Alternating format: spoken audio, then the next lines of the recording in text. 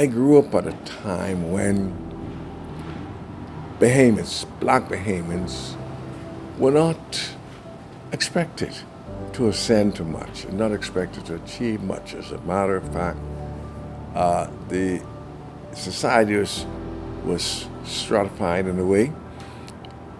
When you were 14 years of age, you had to leave school to get a job if you can. And the leadership at that time were primarily concerned about educating the masses to certain levels. They needed to have them at a certain level to do the menial work and to keep, the country running. Then there was the next level where they needed them to do work to keep the government running. So the civil service was the next important level. But that's as far as the black women could aspire toward. Speaking about me, when I left school, I joined the Bahamas Customs, and that was the highest that I could have aspired to. And I thought I had arrived.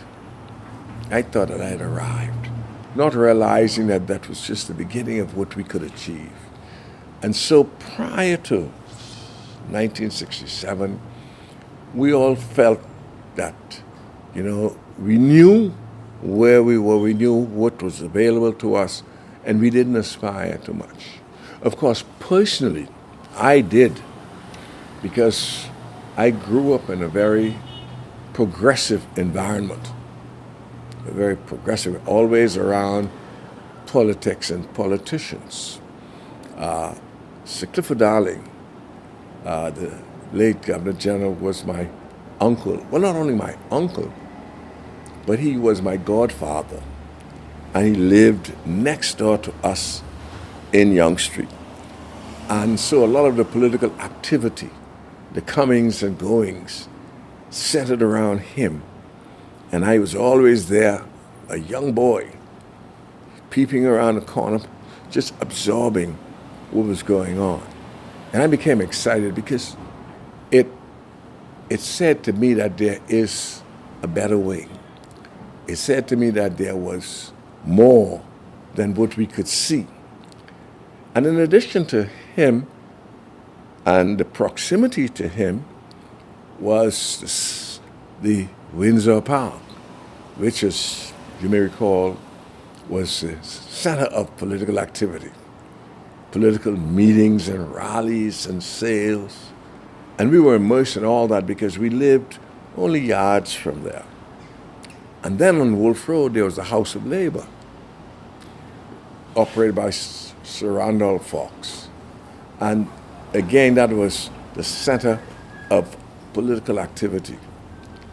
And they had meetings and concerts, and we could sit on the porch and hear everything that was going on, starting first with the singing by Sam Stubbs and all of the other activities. So we grew up immersed in the progressive thinking, the progressive movement, looking for more, wanting more, and not being satisfied with the status quo.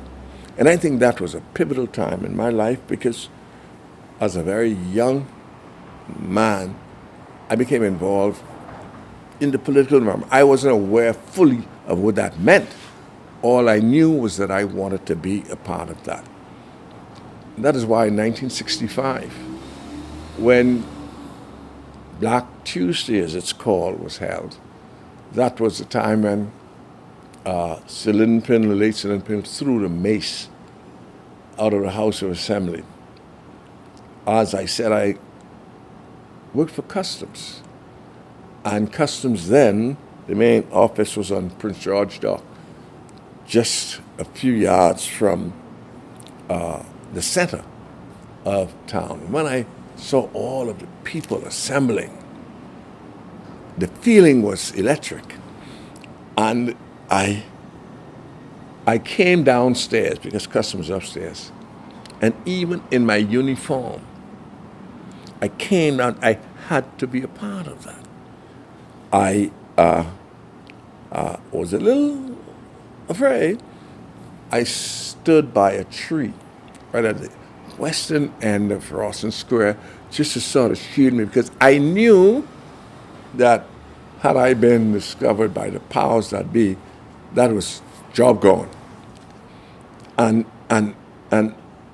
while the job wasn't that important, what was important was what my mother would have thought, because she was so proud of me that I was able to secure that job. And to lose that job, to me, meant that I was betraying her. But there was just something like a magnet that drew me to that particular point. And the feeling was tremendous. You had a sense that something great was about to happen. Something great was happening. And I didn't fully understand. I was about, 18.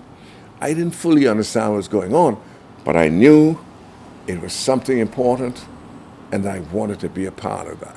And just the feel of those hundreds of persons, each one projecting excitement and enthusiasm, was a feeling that was amazing. And so it was natural for me to be there.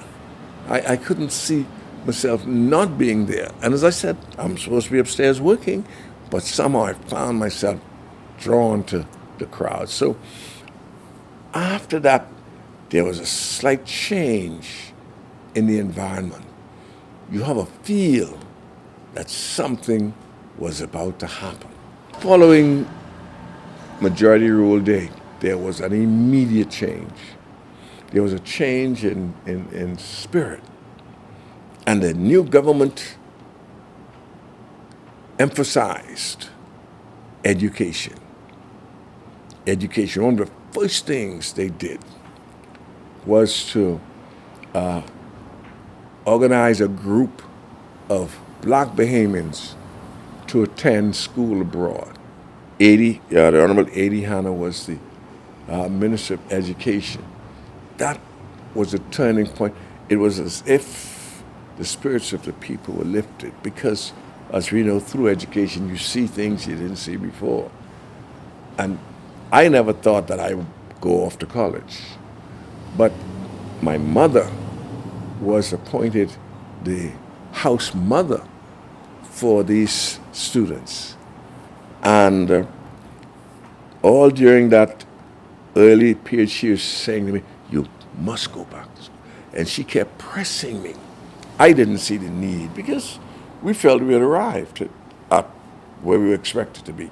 Prior to independence, we existed. You went through the motion. You almost knew what you will be confronted by, and you just accepted it. Post-independence, it was like a new day. It was like a new birth.